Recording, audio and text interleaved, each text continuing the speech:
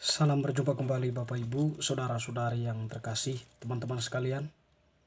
Pada kesempatan ini saya mengajak kita kembali lagi untuk mendengarkan sabda Tuhan yang kita ambil dari penginjil Lukas, bab 12 ayat 54 sampai 59. Menilai zaman. Yesus berkata pula kepada orang banyak, "Apabila kamu melihat awan naik di sebelah barat, segera kamu berkata akan datang hujan, dan hal itu memang terjadi. Dan apabila kamu melihat angin selatan bertiup, kamu berkata hari akan panas terik, dan hal itu memang terjadi. Hai orang-orang munafik, rupa bumi dan langit kamu tahu menilainya. Mengapakah kamu tidak dapat menilai zaman ini? Dan mengapakah engkau juga tidak memutuskan sendiri apa yang benar? Sebab jikalau engkau dengan lawanmu pergi menghadap pemerintah, berusahalah berdamai dengan dia selama di tengah jalan, supaya jangan engkau diseretnya kepada hakim, dan hakim menyeretkan engkau kepada pembantunya, dan pembantunya itu melemparkan engkau ke dalam penjara. Aku berkata kepadamu, engkau tidak akan keluar dari sana sebelum engkau membayar hutangmu sampai lunas." Demikianlah sabda Tuhan. Terpujilah Kristus. Teman-teman sekalian, Bapak Ibu, saudara-saudari yang terkasih, penginjil Lukas yang kita dengarkan tadi mengisahkan Yesus yang dalam hal ini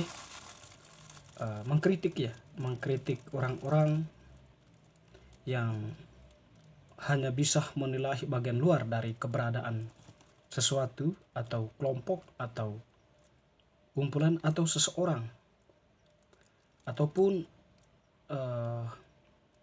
tindakan mereka sendiri.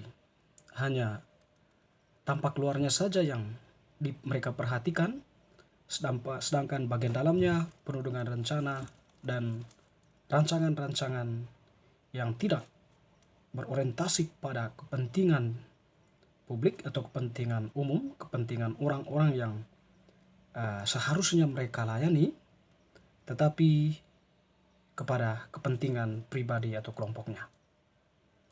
Dengan demikian di sini satu kata yang disampaikan oleh Yesus kepada mereka adalah orang munafik. Yesus tadi bagaimana menggambarkan tentang orang-orang itu? Yesus semacam mendeskripsikan fenomena alam, ya. Apabila kamu melihat awan naik sebelah barat, segera kamu berkata akan datang hujan. Jadi mereka tahu itu adalah sesuatu yang tampak, ya. Dan itu memang fenomena yang terjadi. Dan juga satu hal, dan apabila kamu melihat angin selatan bertiup, kamu berkata hari akan panas terik, dan hal itu memang terjadi, ya. Itu sama juga, ya, pada bagian pertama. Lalu kemudian Yesus menggarisbawahi pernyataan kritiknya, "Hai orang-orang munafik, rupa bumi dan langit kamu tahu menilainya. Mengapa kamu tidak dapat menilai zaman ini?" Ya, di sini Bapak Ibu saudara-saudari, mungkin perkataan Yesus itu, ya, tertuju kepada orang-orang itu, bahwa keberadaan Yesus yang saat ini berada di tengah mereka itu adalah Mesias yang merupakan kepenuhan janji Allah kepada nenek moyang mereka, yang Allah janjikan kepada Abraham, ya, dan juga kepada para nabi. Akan datang, ya, seorang, ya, yang akan menduduki tahta Daud, ya, yang dalam hal ini adalah Mesias. Dan memang hal itu dinantikan oleh orang banyak. Dan ketika kepenuhannya itu sudah terjadi dan ada di depan mereka, mereka menolaknya, tidak menerimanya, dan tidak mengakui kehadirannya.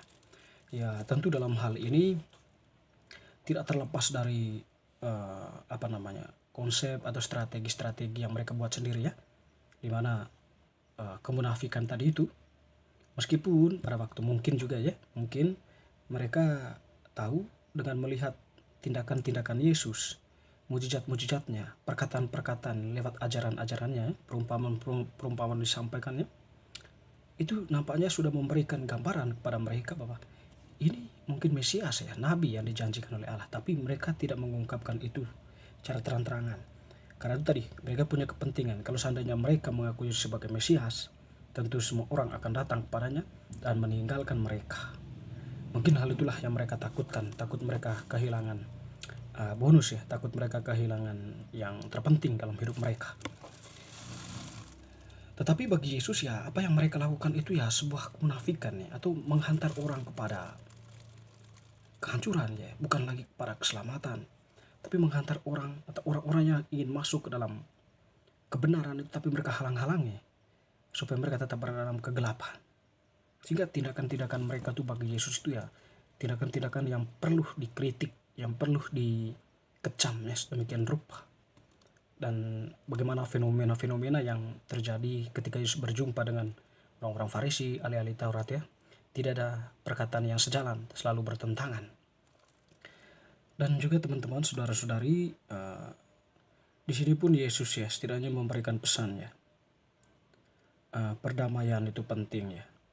Jadi kalau ada lawan, ada musuh, sebaiknya segala hal itu perlu ditinggalkan ya, supaya tidak terjadi sesuatu yang kaos di antara mereka soal relasi antara sesama itu ya.